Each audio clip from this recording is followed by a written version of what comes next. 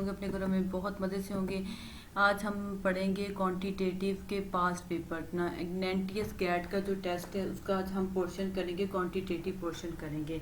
उसके जो कुछ मेरे पास्ट पेपर्स हैं इसके जो है वो मैं आपके साथ क्वेश्चन शेयर करूँगी। बहुत ही इंपॉर्टेंट क्वेश्चन है, तो ये मेरी वीडियो लास्ट तक देखिएगा, उसकी प्रैक्टिस जरूर कीजिएगा। ये बहुत ही हेल्पफुल वीडियो है आप सब लोगों के लिए।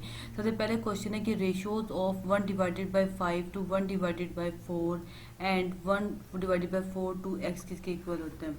ये हमारे पास रेशियोज का हो जाता है। जो हमारे पास 2 होता है वो हमारे पास जो होता है वो रेशियोज में इस तरह भी लिख सकते हैं। ये 2 होता है, इसको आप इस तरह भी लिख सकती हैं। ये जो दरमियान वाला होता है 2 कॉलम, ये हमारे पास प्रोपोर्शन का होता है। ये हमारे पास सिंपली फार्मूला होता है, ए से डी तक होता है, बी से सी तक होता है। ये होता है एक्सट्रीम, इस चीज़ को कहते हैं, और इस चीज़ को क्या कहते हैं, मीन्स कहते हैं। ये हमारे पास फार्मूला होता है, ए से डी तक जाएगा और बी से सी तक जाएगा। सिंपली आप लोगों ने यहाँ से ऐसे कर देना और यहाँ से आप लोगों ने एक्स की वैल्यू फाइंड आउट कर देनी है। बहुत ही इंपॉर्टेंट क्वेश्चन है, ये 2 या 3 दफ़ा आ चुका है। 1/2 1/2 प्लस 1/2 इज इक्वल टू ये, तो 1/2 1/2, इस 2 को आप लोगों ने ऊपर ले जाना, इस 2 से 2 कैंसिल हो जाएगा, प्लस 1/2 1 प्लस 1/2, इनमें सिंपल आपने इसके एलसीएम ले लें, आंसर हमारे पास 3/2 आ जाएगा। Now move question number 2, page number 2, question number 3। ये देखिए 3 - 2 इज इक्वल टू 3 - 8/2। सबसे पहले आपने इसको डिवाइड कर लेना। डिवाइड करने के बाद जो आपके पास, फिर इसमें से आपको माइनस कर देना। माइनस करने के बाद फिर इनको काट देना है। फिर यहाँ से माइनस माइनस प्लस हो जाएगा, 2 बनता है 2, 3 + 2 5 हो जाता है। फिर 3 में से माइनस कर दें 5, तो हमारे पास क्या आ जाएगा, -2 आ जाएगा।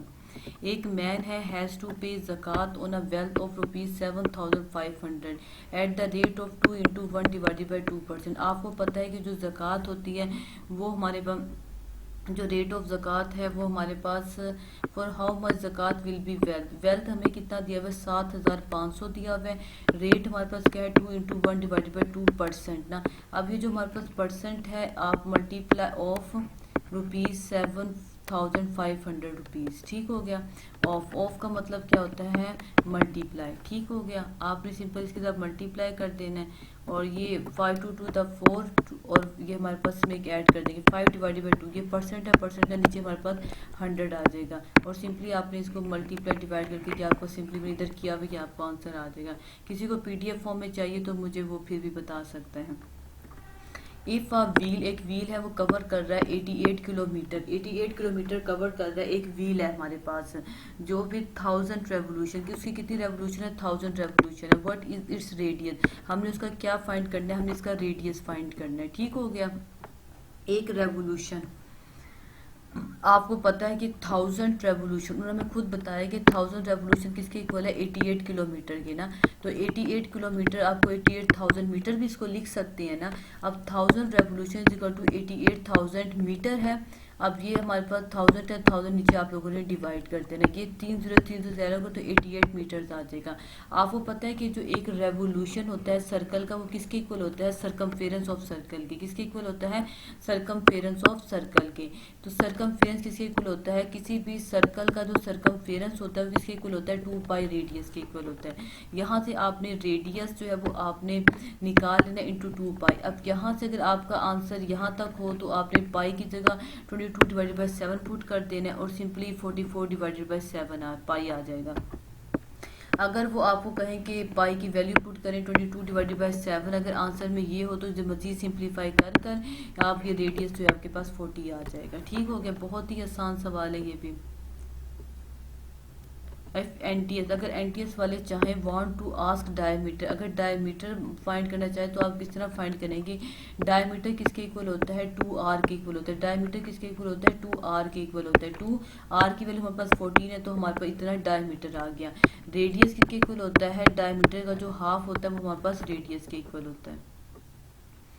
एक फादर वर्क्स इन 15 मिनट्स, ये बहुत ही इंपॉर्टेंट क्वेश्चन है, ये कोई हर साल रिपीट होता है। 17 जनवरी को टेस्ट हुआ, उसमें भी ये आया है कि father work in 15 minutes and son works twice of his father, if both work together how many time it will take to complete work ना। अब हमारे पास क्या है, इस तरह आपने इसको सिंपली, इसका क्या आंसर होगा, ये आंसर है ये इसका। 1 divided by h plus 1 divided by b is equal to 1 divided by x. ये इस तरह आपने एक इक्वेशन बना लिया है। ये आप यहाँ कोई भी आप ले सकते हैं, ए 1 डिवाइडेड ए प्लस बी कर देना है, लेकिन ए से मुराद आपने फादर करना है, बी से मुराद आपने सन करना है। अब ए हमारे पास क्या है, फादर वर्क इन 15 मिनट्स, तो 1 डिवाइडेड बाई 15 और सन क्या होगा 1 divided by 30 is equal to 1 divided by x आ जाएगा। यहाँ से आपने 30 इसी सिंपल इसको आप लोगों ने इसका एलसीएम ले लिया और यहाँ से आपने जो है ना एक्स की वैल्यू फाइंड आउट कर दी, तो एक्स की वैल्यू 10 आ गई। बहुत ही इंपॉर्टेंट क्वेश्चन है, इसको दोबारा देख लें। और ये जो है ना कि आपके पास एक और क्वेश्चन है 3 3 3 3 को जब हम 3 से मल्टीप्लाई करेंगे 3 3 द 9 माइनस माइनस प्लस होता है, प्लस माइनस माइनस होता है, 9 3 द 27 होता है। याद रखिए मल्टीप्लीकेशन में प्लस माइनस माइनस होता है और माइनस माइनस क्या होता है, प्लस होता है।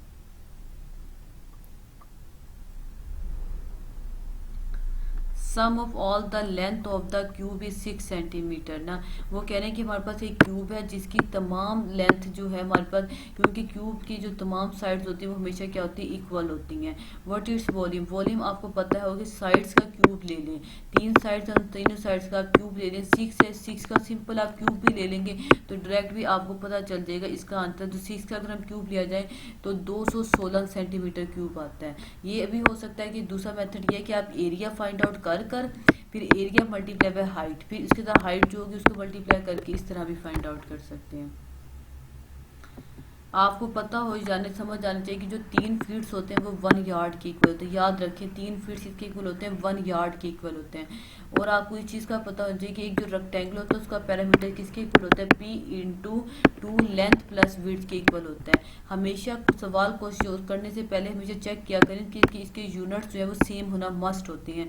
हर सवाल में बहुत से बच्चे ये गलती करते हैं। देखें अब जैसे पैरामीटर ऑफ रेक्टेंगल हमारे पास 68 यार्ड दिए हुए हैं, विड्थ हमारे पास 48 फीट दी हुई है। वो कहने what will be the length, वो आप कह रहे हैं कि हमने इसकी लेंथ फाइंड करनी है। अब पैरामीटर हमारे पास क्या होगा 68 यार्ड में दिया हुआ है और विड्थ हमारे पास क्या हो 48 फीट में दिया हुआ है। तो आप इस फीट को यार्ड में कन्वर्ट कर लें।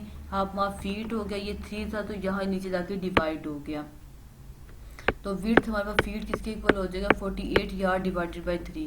तो विड्थ हमारे पास जो होगा वो 16 यार्ड के इक्वल है। Parameter into 2 into length plus width के इक्वल होगा। पैरामीटर हमारे पास 68 है, ये 2 इसके नीचे डिवाइड हो गया, लेंथ प्लस 16 रह गया, इसे डिवाइड करेंगे 34, ये प्लस था यहाँ जाके माइनस हो गया, तो ये लेंथ हमारे पास किसका हो गया 18 यार्ड आ गया। कितना यार्ड आ गया 18 यार्ड आ गया।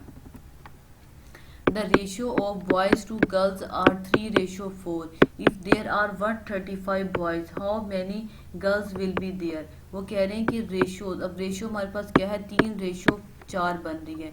बॉयज हमारे पास इसमें 3 है और गर्ल्स इसमें 4 हैं। वो कह रहे हैं कि इफ़ देर आर 135 बॉयज, वो कहने का कि यहाँ 135 बॉयज होंगे तो हमारे पास गर्ल्स कितनी होंगी।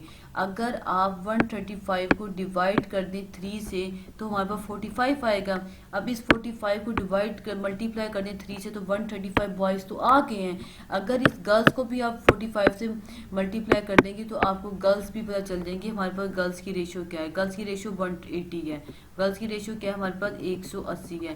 Thank you so much my YouTube family. ये क्वांटिटेटिव का पार्ट 1 था और पार्ट 2 भी मैं बहुत जल्द अपलोड कर दूंगी। बहुत शुक्रिया मेरी वीडियो देखने का, और अगर मेरी वीडियो आपको अच्छी लगी हो तो प्लीज़ मेरे चैनल को सब्सक्राइब कर दें। Thank you so much my YouTube family.